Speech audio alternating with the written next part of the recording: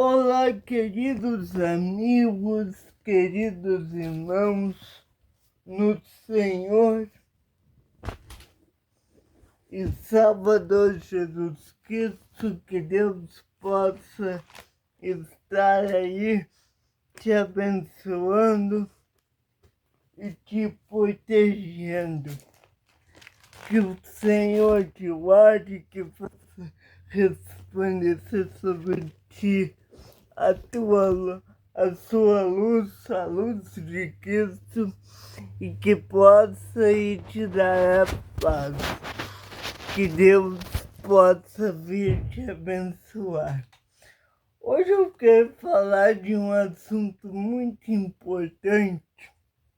Eu estou aqui com várias escrituras abertas e eu quero falar sobre esse assunto.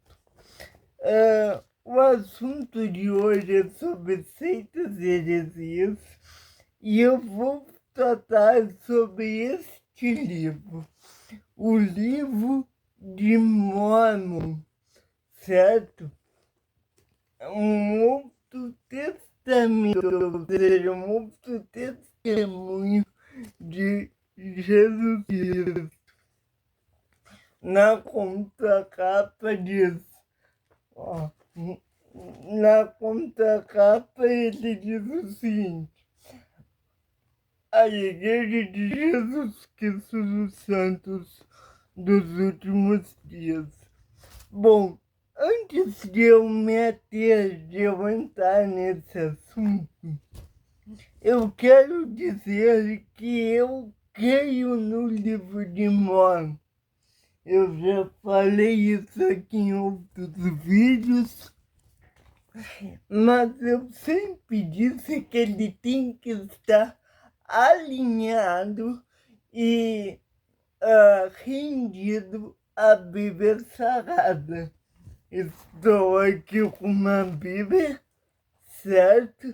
Ó, Bíblia Sagrada. Não vai dar para ver o letreiro aí, mas tudo bem. E ele precisa estar alinhado com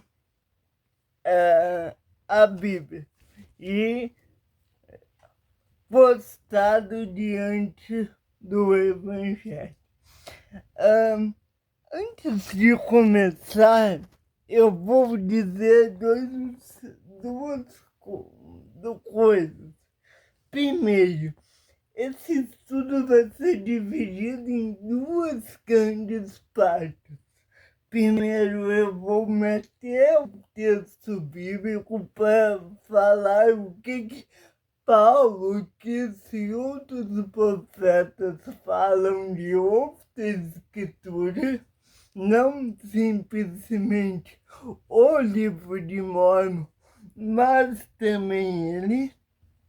E aí a gente tem escritos de Ellen White, escritos do Islã, escritos de outros ditos assim, poetas contemporâneos, mas o estudo geral vai ser sobre isso. Mas eu quero falar com vocês a respeito mais do Livro de Mórmon nessa primeira, digamos assim, mensagem.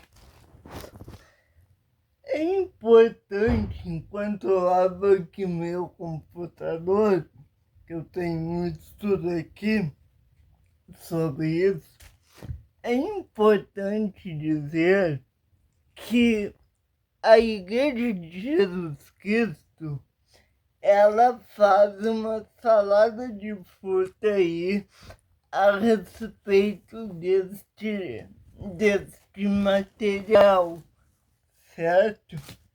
Eu vou ver o que a Igreja de Jesus Cristo declara a respeito desse outro testemunho, outro testamento de Cristo.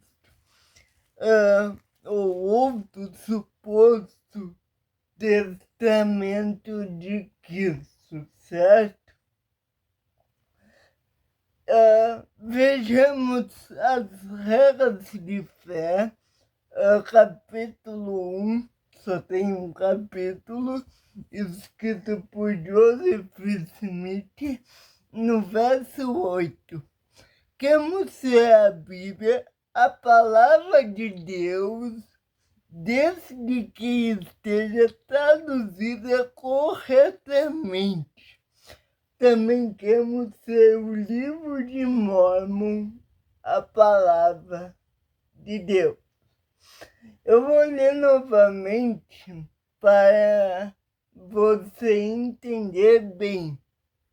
Diz assim: queremos ser a Bíblia, a palavra de Deus. Então, né? Desde que esteja traduzida corretamente. Também queremos ser o livro de Mórmon, a palavra de Deus. Aqui de cara nós encontramos dois problemas. Primeiro, eles colocam a Bíblia como palavra de Deus, mas eles fazem uma pontuação desde que seja traduzida corretamente. O que isso significa? Significa que eles acreditam que Constantino mudou muita coisa na Bíblia. E então estes chamados santos dos últimos dias, eles dizem que é errado dizer, acreditar e profetizar, professar, a infalibilidade bíblica. Já o livro de Mórmon, para estes, é infalível porque ele não teve erro de tradução. O Anjo Moroni, quem compilou foi Mórmon, por isso o livro de Mórmon, e quem, digamos assim, juntou quem compilou foi Mórmon, mas quem deu a finalização e enterrou para anos mais tarde Joseph Smith traduzir do inglês para o inglês foi este profeta chamado Moroni, que vem ser filho de Mórmon. Certo? Isso tudo a gente encontra num outro livro chamado Joseph Smith História, dentro da Pérola de Grande Valor, certo? Então, é muito importante a gente fazer esse pano de fundo para entendermos que o livro de Mórmon ele tem outra fonte de revelação que sim tem Jesus Cristo, mas além de Cristo eles têm outra fonte de revelação. Não de escritura, mas de revelação, porque eles dizem que que Deus, através de Cristo, revelou esse novo livro ao profeta Joseph Smith. Né? E eles dizem mais, que este livro é um livro que o povo judeu, ou seja, porque vivia ali na região da Palestina, Jerusalém, Israel, tinha a Bíblia, a história do povo daquela época. Mas, do outro lado, aqui nas Américas, tinham profetas escrevendo a história do povo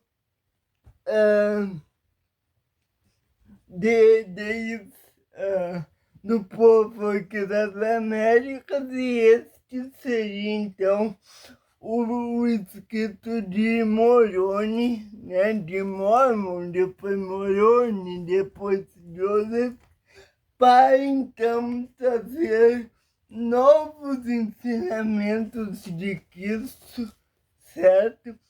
Para este momento. Então, antes de eu esclarecer e falar mais sobre o livro de Mormon, a gente já fez um upgrade, mas eu vou começar pelo que o texto bíblico nos revela.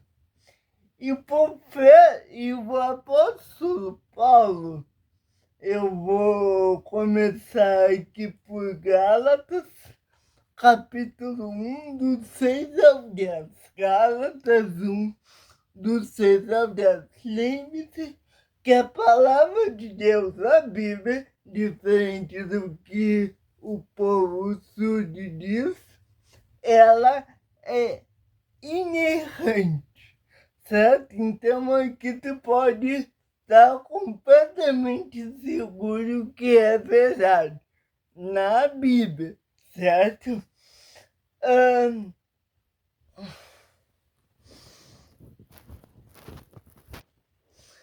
Então, é importante dizer que quando o apóstolo Paulo, em suas viagens missionárias, foi à igreja da Galácia, ele testemunhou muitos cristãos daquela igreja fazendo coisas que não estavam em conformidade com a palavra de Deus, estavam desobedecendo a Cristo, e estavam pregando, estavam fazendo uma versão humana e mundana do Evangelho de Cristo. E Paulo, depois de se apresentar no capítulo 1, do 1 ao 5, ele repreende amorosamente a igreja da Galácia. Eu vou ler rapidamente para fazer a saudação, só para dar um upgrade, um pano de fundo novamente, e depois a gente vai para o texto dessa mensagem. Diz assim: Paulo, apóstolo, abre parênteses, não da parte dos homens, nem por homem algum, mas por Jesus Cristo e por Deus Pai, que o ressuscitou dentre os mortos. Fecha parênteses, ou seja, ele está dizendo que ele é chamado por Cristo, que ele está sendo guiado por Cristo, e que ele não conhece nenhum outro Deus a não ser Deus o Pai e Cristo Jesus, certo? E aí ele continua, verso 2, a partir do verso 2, e todos os irmãos que estão comigo, as igrejas da Galácia. Então ele tinha um grupo de irmãos com ele, certo? Graças a vós e paz da parte de Deus Pai e do nosso Senhor Jesus Cristo. Ele saúda a igreja como ele sempre faz, e ele diz: ou considerou a si mesmo por nossos pecados, para nos livrar do presente século mal, segundo a vontade de Deus nosso Pai. É importante dizer que Paulo aqui, ele já começa a falar, a dar um aperitivo do que ele vai falar. E ele diz o seguinte, isso que a gente disse, né? O qual Deus deu a si mesmo por nossos pecados. Ou seja, ele está mostrando o que isso representa e o que isso fez, certo? Só uma observação aqui antes de continuar. Essa primeira parte, ela serve para todos, não somente para o livro de Mórmon. Ele serve para os escritos de Ellen White, para outras heresias, ok? Então vamos lá. Então ele está testemunhando de quem ele é, Paulo, né? Da parte de Cristo e da vontade de Deus, nosso Pai. E ele termina então o prefácio de saudação dizendo o seguinte: o qual seja dada glória para todo o sempre. Amém. Ou seja, ele primeiro mostra o que devemos fazer e depois ele abençoa aquela igreja. Agora a gente entra no texto propício. Eu vou ler do 6 ao 7 e depois a gente continua. Diz assim: maravilho-me de que tão depressa passeis daquele que vos chamou à casa de Cristo para outro evangelho. Aqui a palavra outro é um evangelho após Cristo, um evangelho que não é de Cristo. E ele disse mais, o qual não é outro, mas ele diz que esse evangelho não é outro evangelho, mas ele diz, mas há alguns de vós que inquietam e querem transformar o evangelho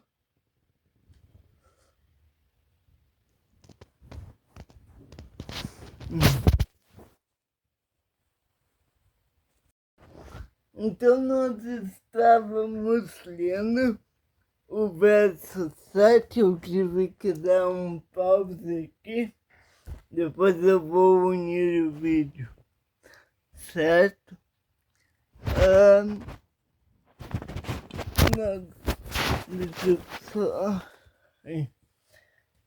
Nós estávamos lendo e lemos então o verso 6 e o verso 7. O verso 6, né? Nós lemos um Paulo aborda então esse contexto maior e disso para que ele veio, né? A autoridade que ele recebeu foi dada e foi porque se provada na ressurreição. A gente tem um contexto disso no livro de Mateus, certo? O livro de Mateus, ele nos informa exatamente o seguinte. Deixa eu pegar rapidamente aqui. Eu vou ler somente Mateus, tá? E depois você leia em casa a referência que eu passei do livro de Atos. Mateus 28, capítulo 18, versículo 18, diz assim, e né? Mateus 28, 18. E achando-se Jesus falou, lhes dizendo, e é-me dado todo o poder nos céus e na terra.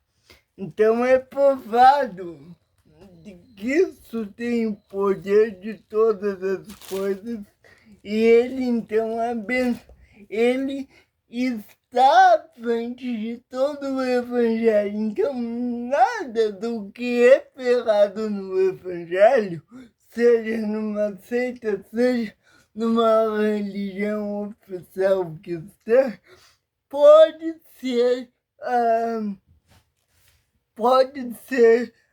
diferente daquilo que superou, senão não é verdade. E é isso que o texto, então, de Gálatas nos diz na sequência que eu vou iremos ler. A outra referência, só para pontuar, que eu passei aqui que foi provada na ressurreição. A primeira é a Mateus 28, 18, que acabamos de ler, e a outra é Atos 17, do 30 ao 31. Então, leia em casa Atos 17, do 30 ao 31. O evangelho que Paulo pregou fala sobre a raça de Cristo, que se entregou por nossos pecados, para nos desagarrar deste mundo perverso. Então, qual foi o propósito de Cristo ao trazer o Evangelho? O propósito de Cristo foi nos livrar da morte, né? É o que está lá em Romanos, que nós estávamos perdidos, capítulos de 1 ao 7, e depois nós fomos salvos em Cristo, segunda parte da carta do 8 ao 16. Veja nossa série aqui no canal sobre Romanos, tá bem? Ainda ela não está terminada, eu concluí a primeira parte ano passado, resumindo todos os capítulos, e depois nós vamos fazer uma divisão aí, mas a primeira parte está lá, certo? Então assista. Continuando aqui, eu não quero me prolongar, mas o que as seitas elas fazem? Elas tentam perverter o verdadeiro evangelho.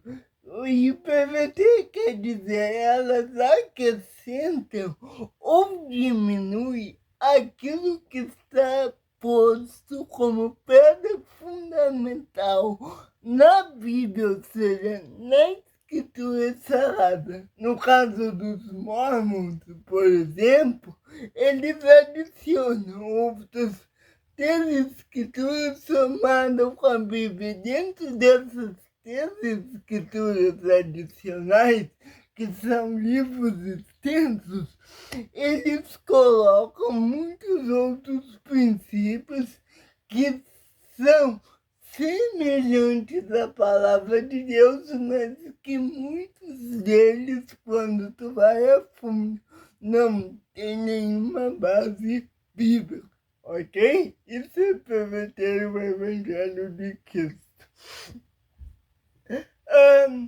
E quando eles pervertem o Evangelho de Cristo, eles tentam diminuir a autoridade do próprio Cristo. O que as seitas fazem? Elas tentam dizer, né? Depois, em outro vídeo, eu vou falar mais sobre o propósitos aceitos. Mas, resumindo, eles tentam perverter o evangelho, né? Eles dizem que a autoridade de Cristo é verdadeira, é inerrante, mas que ele revelou outras coisas que não está no evangelho bíblico, certo? E aí nós vamos para o texto do versículo 8 e 9. Primeiro nós vimos o propósito das seitas, verso 7. Agora 8 e 9. Depois, em outro vídeo, eu vou me focar no 7 e falar do propósito delas. Mas olha o que diz o verso 8 e 9. Então, diz assim: mas ainda que nós mesmos ou um anjo do céu vos anuncie outro evangelho, além do que já vos tenho anunciado, seja anátema. Antes de ler o 9, eu quero dizer o seguinte: nas seitas, geralmente é contado que bem isso que a Escritura diz, que veio um anjo do céu, anunciou, falou que faltava coisas na Bíblia, falou que haveria uma nova dispensação do Evangelho de Cristo e que por isso ele estava anunciando, e aí que eles não dizem outro evangelho, mas é uma continuação do evangelho bíblico, pervertendo a verdade, porque eles dizem assim: não é outro evangelho, é o mesmo evangelho, só que Cristo adicionou, porque não é justo, eles dizem, né? Não é justo que nessa última dispensação, nova e última, que isso não revelasse coisas, mas a Bíblia é clara. Além que você anunciou do evangelho, além do que já foi posto, ou seja, a palavra de Deus, esse evangelho que foi posto, a palavra de Deus, seja que além do que já tem anunciado, seja anátema. Mas Paulo não é isso, ele que escreveu isso, não é bem assim. Mas você não acredita que Paulo era um apóstolo de Cristo? Você acredita que Paulo iria desmentir Cristo ou mentir uma coisa do Evangelho? Eu não creio nisso. Tiago, mas então como você aceita o livro de Mormon? Porque você já disse que ele é importante. Não é outro evangelho? Depois eu vou entrar nessa questão. Mas que é uma questão meio complicada. Mas, continuando. Então, aquele que anunciou um outro evangelho, verso 4, verso 9, seja anátema. O texto de Paulo nessa menção diz que a fonte do evangelho é Cristo, certo? esse texto de Mateus, de Gálatas 1, do 10 ao 24. Eu vou ler até o 10. Desculpa, aqui não tem, não é esse texto. Mas a fonte do Evangelho precisa ser Cristo. Paulo ensinava enfaticamente que o Evangelho que ele ensinava não veio de Cristo. Ele diz isso nas cartas. Desculpa, não veio do homem, mas veio de Cristo. Ele ensina isso nas cartas. Ele diz que o Evangelho que ele pega é o Evangelho de Cristo. Certo? Ele ainda diz lá em Gálatas que o amor de Cristo se aperfeiçoa nas minhas fraquezas. Em Filipenses ele diz, Filipenses 4, né? Ele diz que, aqui eu não vou achar agora, mas ele diz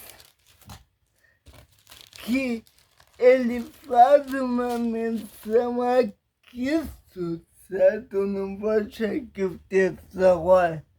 Mas ele diz que não há ninguém no céu, na terra ou debaixo da terra que não existe outro Senhor nesses lugares a não ser Cristo. E que os céus, a terra, debaixo da terra devem se render a ele. Esse debaixo da terra eu creio que seja as terras exteriores do inferno.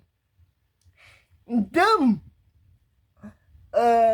como nós vamos entender um outro evangelho se Paulo é tão claro aos Gálatas e aos Filipenses? É importante nós entender isso, certo? No 10 diz assim: porque persuado eu agora aos homens ou a Deus? É uma pergunta. Eu, Paulo, devo e aí ele diz assim: eu ou procuro agradar aos homens. Ele diz assim: este evangelho que eu estou pegando é para agradar homens? Ou eu estou persuadido a agradar a Deus ou aos homens? Ou estou tentando agradar aos homens e não a Deus? E aí ele diz assim: porque se eu estivesse ainda agradando aos homens, não seria servo de Cristo. Creio eu, isso é uma observação minha, que quando Paulo diz, se eu tivesse ainda, essa palavra ainda, olha ela, agradando aos homens, não seria servo de Cristo, eu creio, isso é uma interpretação minha, que ele está falando em duas fases. Primeiro, ele está falando de todos, né? Se nós estamos tentando agradar aos homens, então nós não somos servos de Cristo. E segunda fase, eu creio que ele é a primeira carne, mas a segunda, eu creio que ele está dizendo, está fazendo uma menção do tempo que ele é fariseu. Porque do tempo que Paulo é fariseu, ele foi formado os pés de Gamaliel e tudo, eu creio que ele teria, certo, estava fazendo uma menção aqui no verso 10 a este tempo que ele acreditava isso e que ele estava seguindo a lei judaica. Mas, como muitos fariseus, ele tentava se colocar como um homem santo e tal. Ele, o livro de Atos conta isso, que ele era um perseguidor aqui, porque ele perseguia aqui. Não somente porque ele era contra, mas para agradar o povo judeu, para mostrar, para ser um líder forte contra Cristo. Assim recebendo os aplausos do povo hebreu. Então, eu creio que é isso. Primeiro que ele fala de um contexto geral. Se nós tentamos agradar homens, então nós estamos no caminho errado. Agora, se nós agradamos a Cristo, nós estamos servindo a Deus. E, segunda fase, Paulo, estava se redimindo, dizendo que quando ele era fariseu, ele tentava agradar os homens. Agora, ele é servo e pretende, servo de que se pretende, sobretudo, agradar o seu Senhor. Certo? Paulo então fala dos falsos mestres no capítulo 2, né? Ele havia pegado entre os gentios no verso 1 e 2 do capítulo 2, certo? E no 3 ao 5 ele diz que ele estava, mas Paulo não se submeteu aos homens por nenhuma hora quando queriam avançar seu acréscimo. Ele diz que está persuadido por Cristo. Ok? Bom, terminando essa parte, o que isso tem a ver com a seita? A seita só fazem justamente o que os Gálatas estavam fazendo, que era traduzir o evangelho, né? Fazer um outro evangelho dentro do evangelho de Cristo, mas pervertendo o evangelho de Cristo. Rapidamente, eu sei que sai um pouco do contexto, mas sai e não sai. Eu quero ler o que o próprio Salvador Jesus Cristo ele nos ensinou. Vejamos, quando João está na ilha de Patmos, ele esquece as igrejas, a revelação que ele diz, e a igreja de Laodiceia, ele diz que essa igreja se corrompeu e que eles estão, então, nus espiritualmente. E Jesus, então, ele dá um conselho à igreja de Laodiceia. Ele diz no verso 18 de Apocalipse 3: aconselho-te que de mim compres ouro provado no fogo, para que tenham riquezas espiritual e roupas brancas para que te vistas e não apareça a vergonha da tua nudez e que unjas os teus olhos com colírio para que vejas. Todos esses conselhos, né, ouros, roupa, colírio, espiritual, é num sentido espiritual. Então, para, né, uma metáfora. Então, é a mesma coisa que Paulo estava ensinando aos Gálatas, né?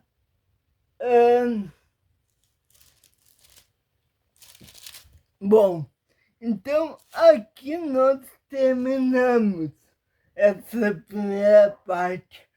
Agora nós vamos falar como esse ensinamento se aplica ao livro de Mórmon e às outras escrituras.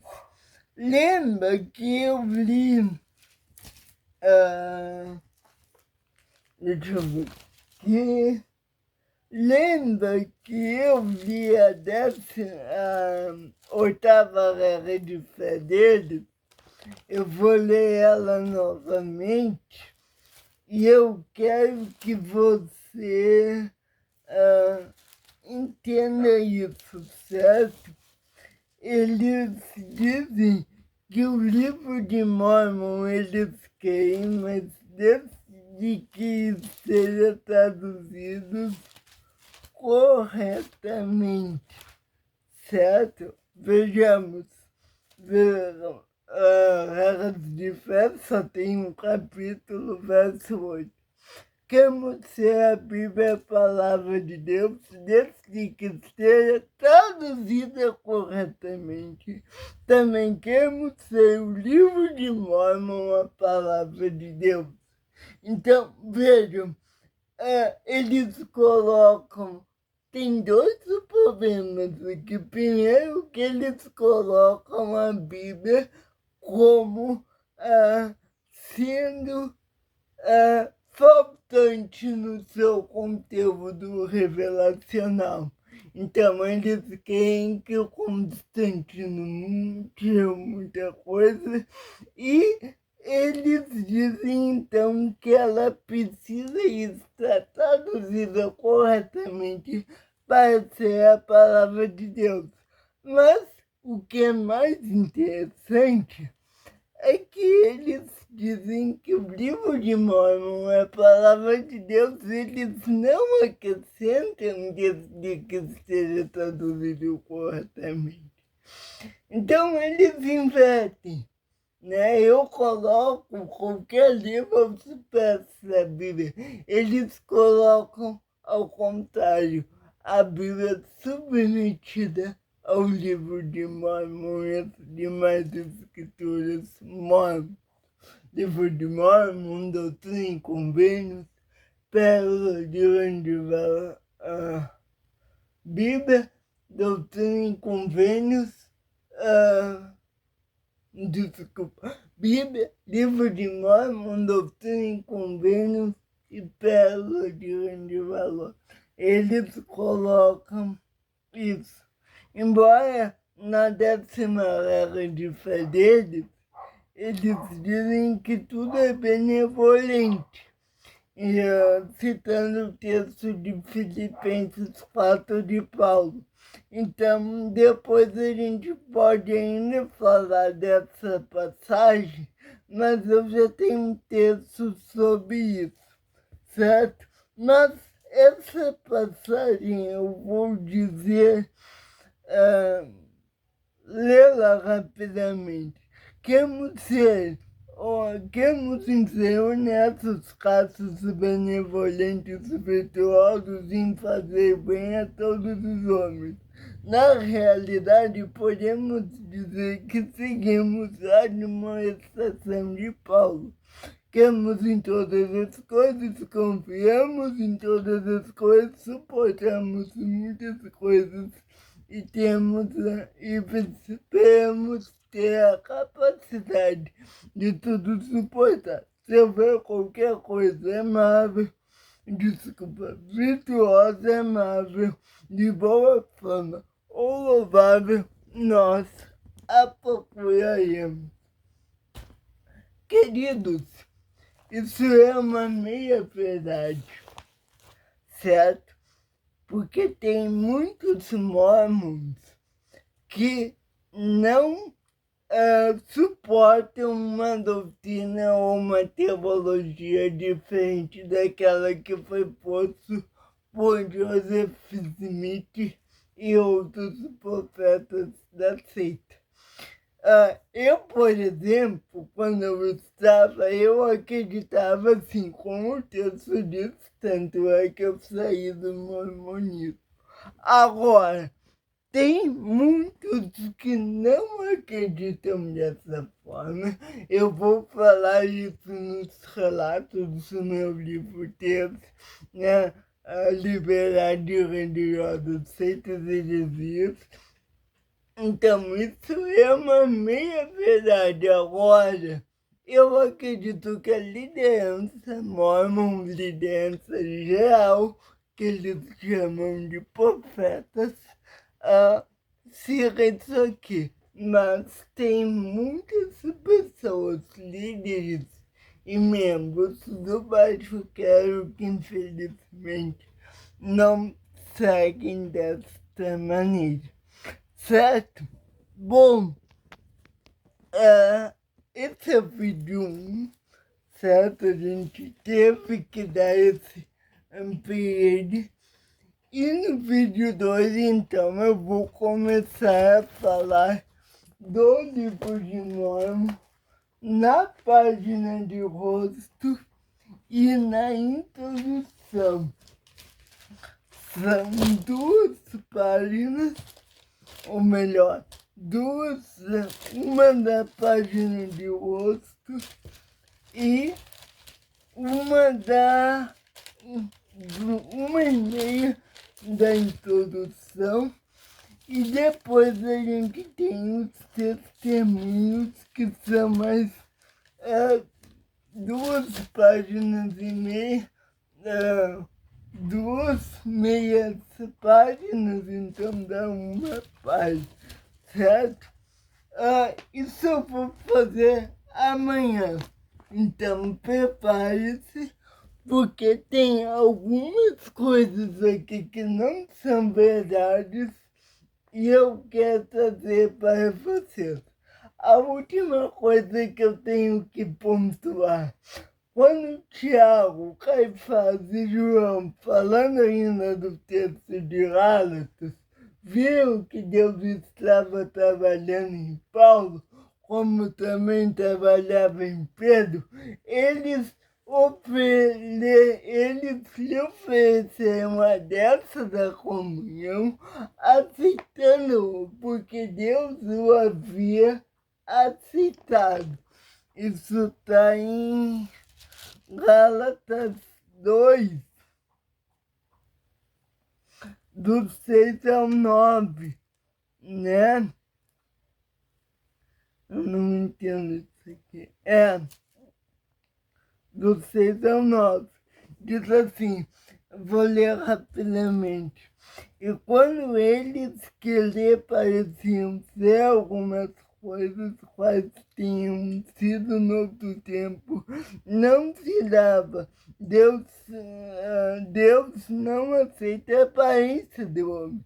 Esses dias que apareciam ser alguma coisa, nada me comunicaram. Isso é Paulo falando.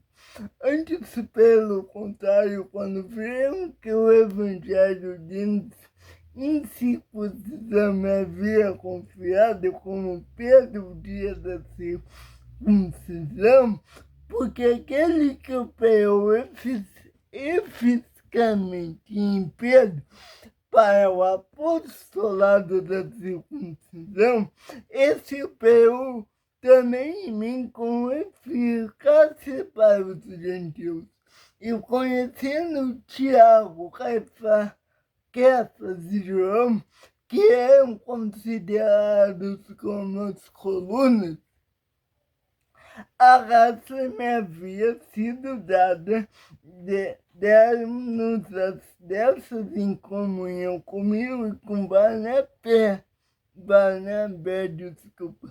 para que nós fôssemos aos gentios e eles a circuncisão.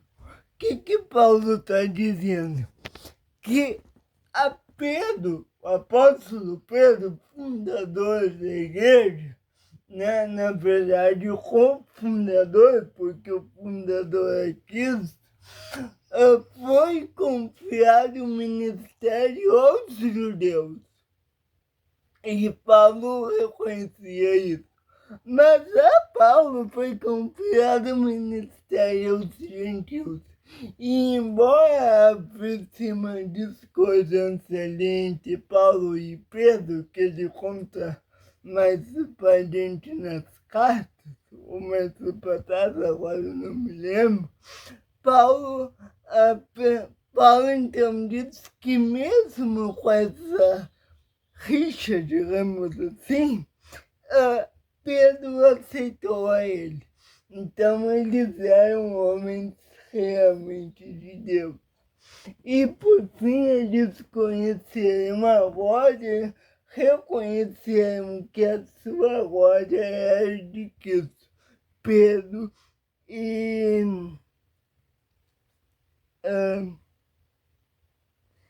Pedro, Tiago, Kefas e João reconheceram que a glória que havia em Cristo era de Cristo e eles não pediam que ele mudasse algum ensinamento, porque eles entenderam, pediam apenas que ele lembrasse dos pobres, como já o fazia. Isso está no verso 10 do capítulo 2.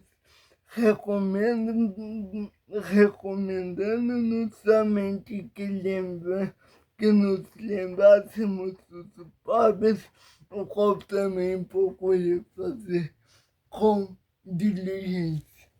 Então, essa última parte, o que tem a ver com as seitas? Muitos não fazem isso, tenho que ser honesto, mas muitos não. Então, e o que o livro de Mormon diz sobre isso? Isso a gente vai ver no vídeo que vem, certo? Que Deus abençoe todos, até o próximo vídeo. Vídeo que vem a gente vai começar a falar das partes introdutórias do livro de Mormon e assim apresentar-se as heresias, as verdades, enfim, certo? Que Deus abençoe todos, fiquem na paz.